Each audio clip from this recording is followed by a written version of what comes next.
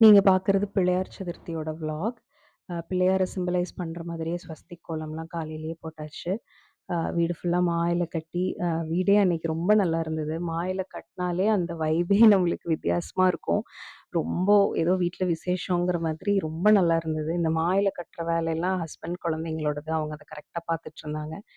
அவங்க மா இலைலாம் கட்டி ரெடி பண்றதுக்குள்ள, நான் வந்து இங்க மாக்கோலம்லாம் அரைச்சு போட்டுட்டுருந்தேன். யூசுவலா என்கிட்ட எப்பவுமே பச்சரிசி மாவு இருக்கும். லைக் இந்த அணில் பச்சரிசி மாவெல்லாம் இருக்குல்ல. அதையே வந்து நான் தண்ணீல கலந்து அப்படியே போட்டுருவேன். இந்த பச்சரிசிய ஊற வச்சு ஆட்டுறது யாரு பண்றதுன்னு அப்படி பண்ணிட்டுருந்தேன். பட் இந்த தடவ பச்சரிசி ஊற வச்சு அரைச்சு கோலம் போட்டது நெறைய வித்தியாசம் தெரிஞ்சுது. அத விட இது வந்து நல்ல பிரைட்டா இருக்கு. நல்ல ஸ்மூத்தா இருக்கு. கோலம் போடுறதுக்குமே நல்லா இருக்கு. அதுவுமே நல்லா ஸ்மூத்தா இருக்கும். பட் இந்த அளவுக்கு எனக்கு அது பிரைட்னஸ் குடுத்த மாதிரி தெரியல. இது வந்து நம்ம ஊற வச்சு ஆட்டுறது, அது தனி தான். அது ரொம்ப நல்லா இருந்தது. ஸோ அன்னைக்கு வந்து அந்த மாதிரி நல்லா பச்சரிசிய ஊற வச்சு அரைச்சு, சாமி கிட்ட திரும்பவும் ஸ்வஸ்திக் போட்டுட்டு, சாமி ரூமோட என்ட்ரன்ஸ்லயும் மாக்கோலம் போட்டுட்டு, வெளியில நிலவுலயுமே வந்து நிலவாசப்படியிலயுமே வந்து மாக்கோலம்லாம் போட்டாச்சு. ஸோ ஆளுக்கு ஒவ்வொரு வேலை பண்ணிட்டுருந்தோம். ஆ சாமி ரூம் போட்டுட்டு, நிலவுக்கும் எல்லாம் போட்டு மாக்கோலம் எல்லாமே போட்டு முடிச்சாச்சு. ஸோ அடுத்து வந்து பிள்ளையார் வாங்க போறதுக்கு ரெடி ஆயிட்டுருந்தோம். பிள்ளையார் வாங்குறக்கு நம்ம மணப்பலகையில தானே வச்சு வாங்கிட்டு வரணும் அவர. ஸோ மணப்பலகையுமே நல்லா வாஷ் பண்ணிட்டு, ஸ்வஸ்திக் அதுலயும் போட்டு மணப்பலகை கோலமும் போட்டாச்சு பிள்ளையார் சுழியோட. இது போட்டுட்டு காயவே இல்ல. நான் அப்படியே அவசரத்துல நல்ல நேரத்துக்குள்ள அவர் உள்ள கொண்டு வரணுமேன்னு அவசர அவசரமா போட்டு ஃபேன்ல காய வச்சேன். ஸோ நானும் ஹஸ்பண்டும் போய் நெறைய பிள்ளையார பார்த்து இவர எனக்கு ரொம்ப பிடிச்சது அந்த கலருக்காகவே. யூசுவலா பிள்ளையார் வந்து இந்த மாதிரி அந்த தலையில அந்த கிரீடம் தான் வச்சிருப்பாங்க. பட் இது தொப்பி போட்டிருப்பாங்க இல்லையா? மாப்பிள்ளைங்கலாம். அந்த மாதிரி ஒரு பச்சை கலர் தொப்பி எனக்கு ரொம்ப பிடிச்சது. அவரோட அந்த கலர்ஸ்க்காகவே நான் இந்த பிள்ளையார செலக்ட் பண்ணேன். ஸோ அவர எடுத்துட்டு வந்து ஆரத்தி காட்டி, பூவெல்லாம் போட்டு அவர நல்லபடியா கொடையும் வாங்குனோம். நல்லபடியா அவர உள்ள கூட்டிட்டு வந்தாச்சு. ஸோ பிள்ளையார சாமி ரூம்ல வச்சுட்டு, அடுத்து வந்து அவருக்கு தேவையான பிரசாதம், பலகாரம் எல்லாமே செய்ய போயாச்சு. அதெல்லாம் செஞ்சு முடிச்சுட்டு தான் நான் திரும்ப அபிஷேகத்துக்கே வந்தேன். ஸோ நான் வந்து 5 பொருள் அபிஷேகம் பண்ணுவேன். அன்னைக்கு வந்து நல்லெண்ணெய், பாலு, சந்தனம், தேனு, மஞ்சள் இது எல்லாமே தான் பண்ணேன். யூசுவலா நல்லெண்ணெய், அரப்பு சீயக்காய், தயிர், பால் அந்த மாதிரி பண்ணுவேன். இந்த தடவ வந்து அரப்பு சீயக்காய் கெடைக்கல. ஸோ மாத்தியாச்சு. நல்லெண்ணெய், பால், மஞ்சள், சந்தனம், தேன். இதுதான் வந்து அன்னைக்கு நாங்க அபிஷேகம் பண்ணது. ஒவ்வொன்னா லைக் ஃபர்ஸ்ட்டு தண்ணி ஊத்திட்டு, தொணப்பிள்ளையார் வந்து எப்பவுமே நம்ம கூடயே வச்சுக்கணும்னு சொல்லுவாங்க. ஸோ தொணப்பிள்ளையார் என் கூடயே சாமி ரூம்லயே தான் இருப்பாரு. விநாயகரோட அந்த தொணப்பிள்ளையாருக்கும் சேர்த்து அபிஷேகமும் பண்ணோம். பார்த்தீங்கன்னா, ஃபர்ஸ்ட்டு நல்லெண்ணெயில தான் ஆரம்பிக்கணும்னு சொல்லுவாங்க. ஸோ ஃபர்ஸ்ட்டு தண்ணி ஊத்திட்டு, தண்ணீல அபிஷேகம் பண்ணிட்டு, அடுத்து நல்லெண்ணெயில அபிஷேகம். ஒவ்வொரு பொருள் அபிஷேகம் பண்ணும்போது, இப்போ நம்ம கோயில்ல பண்ணுவாங்க இல்லையா? அந்த எந்த பொருளால அபிஷேகம் பண்றாங்களோ, அதுக்கப்புறம் அவருக்கு மஞ்சள், குங்குமம் வச்சு, தீபாராதனை காட்டிட்டு, திரும்ப தண்ணி ஊத்தி தான் அடுத்த பொருள வந்து அபிஷேகம் பண்ணுவாங்க. நானும் அன்னைக்கு அப்படிதான் பண்ணேன். ஃபர்ஸ்ட்டு நல்லெண்ணெயில எல்லாம் பண்ணிட்டு, தண்ணி ஊத்தி, அந்த நல்லெண்ணெய் எல்லாம் எடுத்ததுக்கு அப்புறமா, அடுத்தடுத்த பொருள். அடுத்து நான் பால் தான் ஊத்துனேன். ஸோ 2வதா பால் ஊத்தி அபிஷேகம் பண்ணேன். ஆ காய்ச்சாத பால். அவருக்குன்னு தனியா வாங்கி வச்சிருந்தேன். அபிஷேகத்துக்குன்னு. ஸோ பால் ஊத்தி அபிஷேகம் பண்ணதுக்கப்புறம், அவருக்கு சந்தனம், குங்குமம், இல்ல மஞ்சள், குங்குமம் அந்த மாதிரி நம்ம இஷ்டப்பட்ட பொட்டு வச்சுட்டு, பூ போட்டு தீபாராதனை காட்டணும். தீபாராதனை காட்டிட்டு அடுத்தடுத்து தண்ணி ஊத்தி அந்த அபிஷேகம் முடிச்சுட்டு, அடுத்தடுத்த பொருள நம்ம அபிஷேகம் பண்ணிட்டே இருக்கணும். ஸோ அதுதான் வந்து அவர அலங்கரிக்கிறதுக்கு முன்னாடி பிரசாதம் எல்லாம் பண்ணிட்டு, அவர மணப்பலகையில உட்கார வைக்கிறதுக்கு முன்னாடி அபிஷேகம் பண்ணி தானே உட்கார வைப்போம். அண்ட் இன்னொன்னு வந்து நம்ம மரப்பலகையில அவர வாங்கும்போது, அ அந்த மண்ணு போட்டு ஒட்டாம பிள்ளையார மட்டும் தான் நாங்க வாங்கிட்டு, கையில கொஞ்சம் களிமண் வாங்கிட்டு வந்துட்டோம். ஏன்னா அபிஷேகம் பண்ணி அதில உட்கார வைக்கும்போது, நம்ம களிமண் போட்டு அப்படியே ஃபிட் பண்ணிக்கலாம். அண்ட் குழந்தைங்களும் பிள்ளையார் செய்வாங்கன்னு சொல்லி, அவங்களுக்கும் சேர்த்து கொஞ்சம் களிமண்ணும் வாங்கிட்டு வந்திருந்தோம்.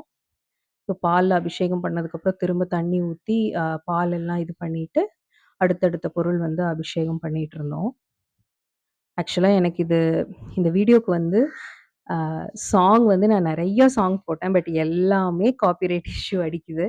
அதனால ரொம்ப தைரியமா நான் ஒரு முடிவெடுத்து நானே பாடியிருக்கேன். ஸோ யாராவது நல்ல குரல் கேட்கணும்னு நெனச்சீங்கன்னா, வீடியோவ மியூட் பண்ணிட்டு வீடியோவ மட்டும் பாருங்க. இல்ல தைரியம் இருக்கு அப்டின்னா, அ கன்டினியூவா கேளுங்க. ஸோ எனக்கு வந்து பாடுறது ரொம்ப பிடிக்கும். நான் 10த் ஸ்டாண்டர்ட் படிக்கும்போதுன்னு நெனைக்கிறேன். நானும் என் ஃப்ரெண்ட் ஒருத்தவங்க இருந்தாங்க. அவங்களும் சூப்பரா பாடுவாங்க. பட் நான் சுமாரா தான் பாடுவேன். அவங்க சூப்பரா பாடுவாங்க.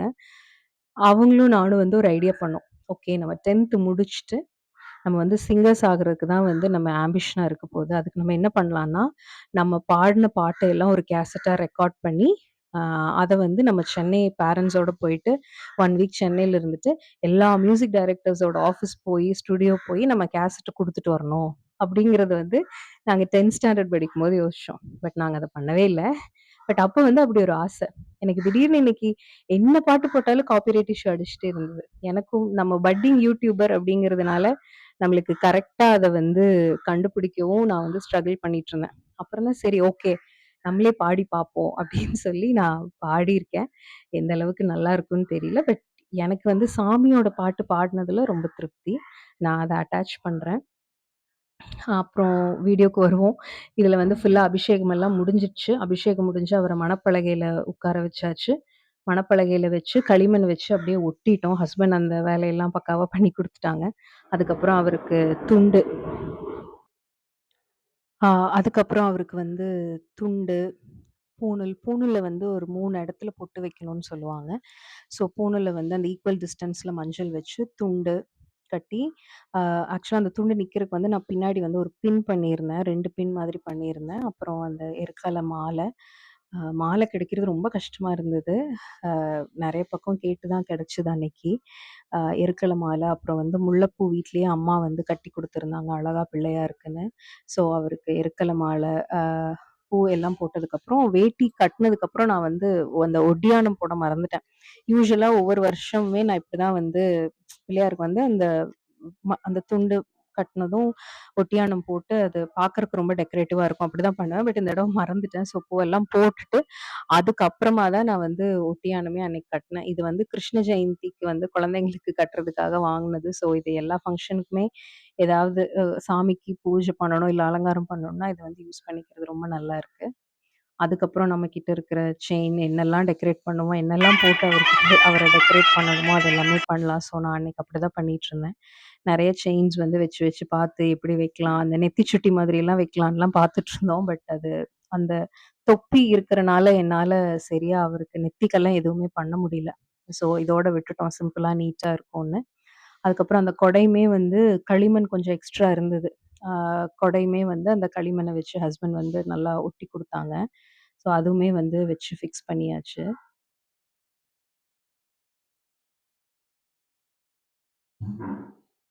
ஆ அதுக்கப்புறம் அவருக்கு பொட்டு, இதெல்லாம் வச்சதுக்கப்புறமா அவருக்கு அருகம்புல், அப்புறம் அந்த கம்பங்கூடு அதெல்லாமே செட்டாவே கிடைச்சதுங்க. அதாவது அருகம்புல், கம்மங்கூடு, அவருக்கு வைக்க வேண்டிய ஃப்ரூட்ஸ், அந்த விளாம்பழம் தான் அன்னைக்கு ரொம்ப ஃபேமஸ் அப்படின்னு சொல்லுவாங்க. விளாம்பழம், சோளக்கருது இது எல்லாமே வந்து செட்டாவே வந்து இருந்தது. அ அது எல்லாமே வந்து அப்படியே செட்டா வாங்கி வச்சுட்டோம். ஸோ அவ்வளோதான் அன்னைக்கு அவருக்கு ரொம்ப சிம்பிளான டெக்கரேஷன்ஸ் தான். பட் அதுக்கே வந்து அ ரொம்ப நேரம் பண்ணிட்டு இருந்த மாதிரி இருந்தது. அபிஷேகம் எல்லாமே பண்ணனால. ஸோ கடைசியா அவருக்கு மஞ்சள் குங்குமம், இல்ல சந்தன குங்குமம் பொட்டு வச்சதுக்கப்புறம் தான் எனக்கு உயிரே வந்த மாதிரி லைக் பிள்ளையாருக்கு அப்பதான் உயிரே வந்த மாதிரி இருந்தது. பொட்டு வச்சதுக்கப்புறம் தான் எனக்கு ரொம்ப புடிச்சிருந்தது நம்ம வீட்டு பிள்ளையார. ஸோ, அதுக்கப்புறம் அவருக்கு பண்ண கொழுக்கட்டை, பிரசாதம் எல்லாத்தையும் எடுத்து வச்சு, சூடதீபார்த்தனை காட்டி சாமி கும்பிட்டாச்சு. ஆக்சுவலா அன்னைக்கு வந்து நாங்க 3 நேரமே சாப்பிட மாட்டோம். அதாவது சாப்பாடு சாப்பிட மாட்டோம். டிஃபன் தான்.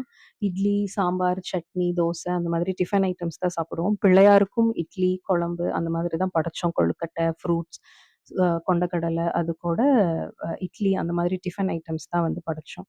ஸோ, அப்படிதான் அன்னைக்கு ரொம்ப நிறைவா சாமி கும்பிட்டோம்.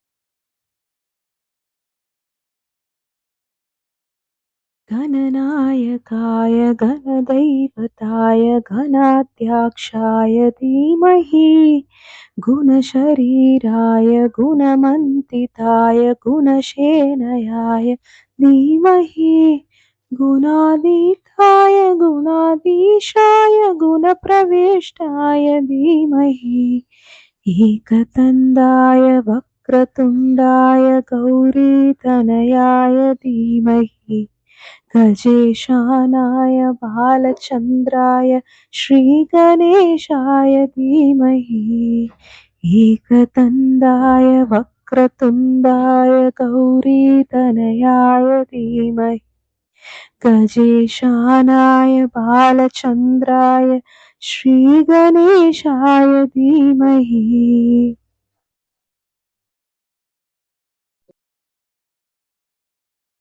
गानचतुराय गानप्रणाय गानान्तरात्मने गन्नोत्सुकाय गानमाताय गन्नोत्सुकमनसे गुरुपूजिताय गुरुदैवताय गुरुकुलष्टायिने गुरुविक्रमाय गुह्यप्रवराय गुरवे गुणगुरवे गुरुदैत्यकलाक्षेत्रे गुणधर्मसदाहृदयाये गुरुपुत्रपरित्रात्रे गुरुपाकन्कन्दकाये